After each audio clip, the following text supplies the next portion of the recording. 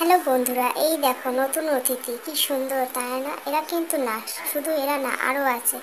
এই দেখো কত সুন্দর ছোট ছোট খরগোশের বাচ্চা, এরাও কিন্তু নতুন অতিথি। কি সুন্দর দেখতে, দেখলেই মনে হয় এগুলোকে হাতে ধরি। ওদের গাগুলো কত সফট, কত সুন্দর, খুব ভালো লাগে আমার। কিন্তু এরা বাড়ির খরগোশ, কি সুন্দর হয়েছে, কি সুন্দর একা একা বাঁধাকপির পাতা খাচ্ছে দেখো।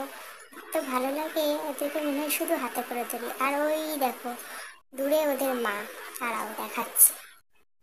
ওই যে দূরে ওদের মা, ওদেরকে আলাদা রাখা হয়েছে, নাহলে ওদের মায়ের পায়ের নিচে ওরা চাপা পড়ে যায়, আর চাপা পড়ে যদি মারা যায়, সেই জন্য ওদেরকে আলাদা রাখা হয়েছে।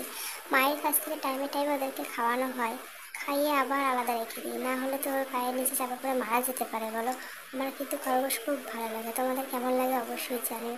আর কি সুন্দর দেখো, ওরা একা একা বাঁধাকপি পাতা খাচ্ছে, এত ভালো লাগে দেখতে। মনে হয় সবসময় শুধু ওদেরকেই দেখি। তোমাদের কেমন লাগছে তোমরা যদি অবশ্যই জানিও।